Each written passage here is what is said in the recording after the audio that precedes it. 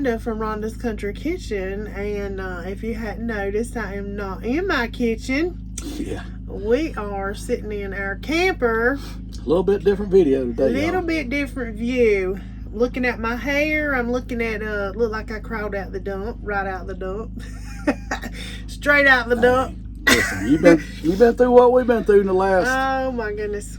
few days. Few days. It feels like weeks. Yep. So we thought we'd jump on here, y'all, and just give you a little update as to what is going on our way here in the great state of South Carolina. We had left all last week. We went on vacation. Yep. Had a grand time. Fantastic time in the Outer Banks. Come home Sunday night, which we knew the storm had hit on Friday. Yep. And so we knew things were pretty bad just from getting little updates on Facebook and the news and all that. And so we came home late Sunday night. Yep. No power. Yeah. We had a plan. We had a plan. Yeah, we had a plan. I mean, we had a good long ride Sunday to kind of plan for things, and yeah. you know, a lot of our area did not have power, so we kind of planned ahead, and we bought up a little bit of food, sandwich meat, and bread, and loaded up all the coolers we could load up with ice. Some ice. And trust me, we're glad we did that. Yeah. But yeah, we had a plan. We were going to come stay in our camper and use the generator, and everything was going to be hunky dory, and that did not really work out. Well, it worked out at the house. We got the generator running. It ran about 25 minutes. We was like, yes, sir, let's go. Let's go. Packed everything up, headed over. We are at his parents' house. Yeah, we are staycationing with my parents in their driveway.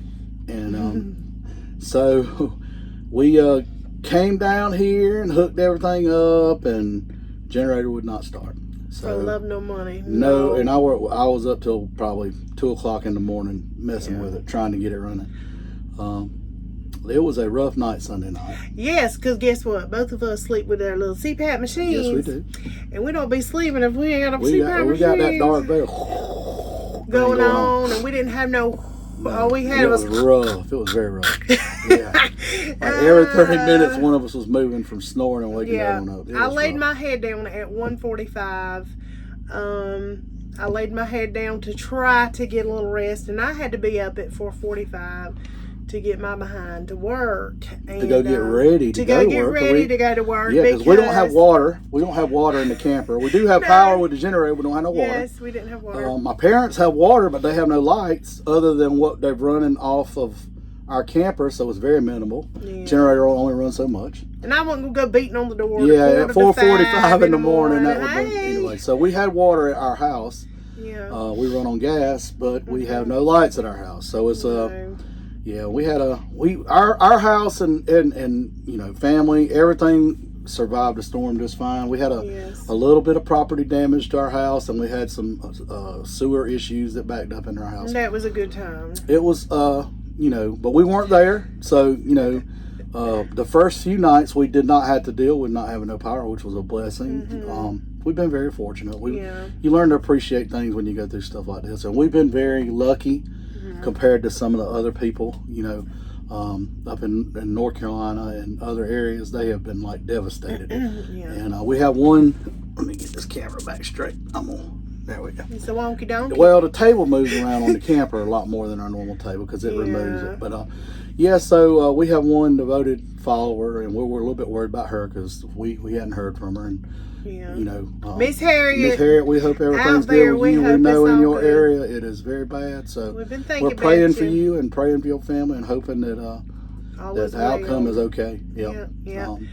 We actually had all of our little grandbabies, all our little sugar babies on vacation with us, and so we all came back.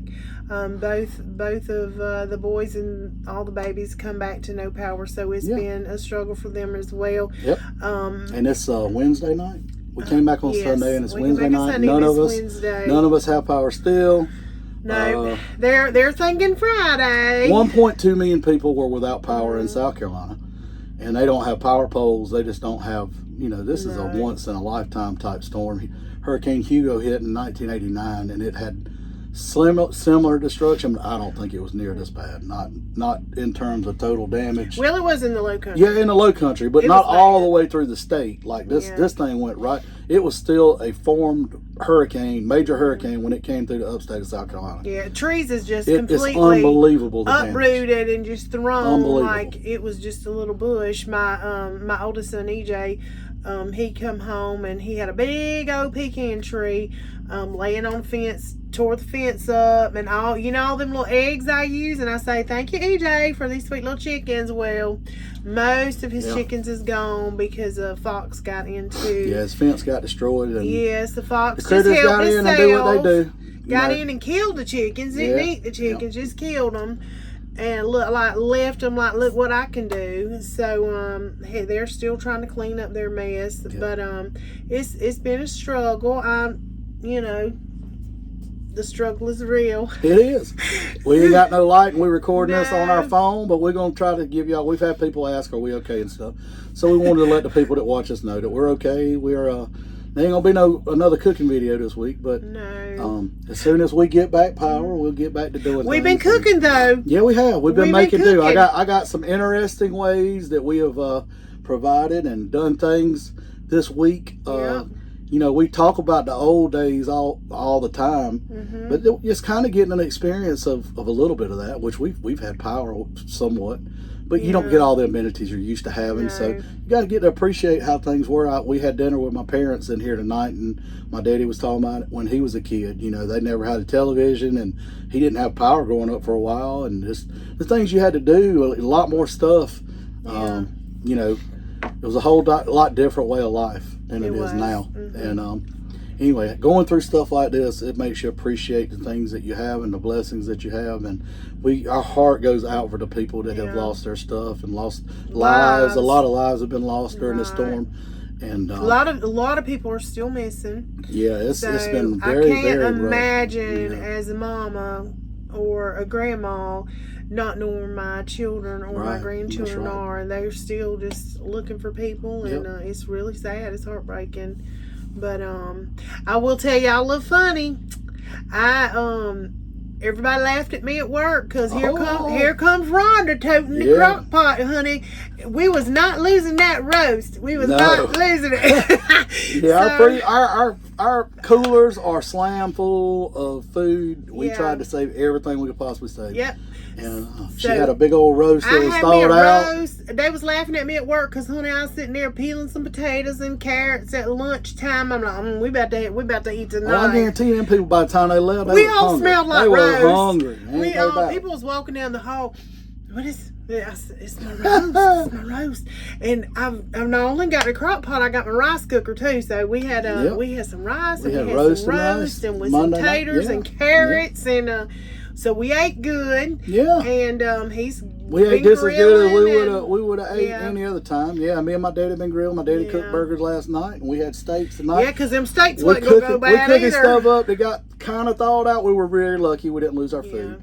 Very, very fortunate, and we still don't have power, so that's still up in the air. We may lose some stuff. But you know what? At the end of the day, if we had to toss it out, we've been lucky and very fortunate. We lost everything in the refrigerator. That was And but still, we've been fortunate. Way more fortunate than a lot of other people. We've been able to get gas and ice. We've been blessed, and like I said, my heart goes out to the people that have lost loved ones and all their stuff. I can't imagine what you're going through.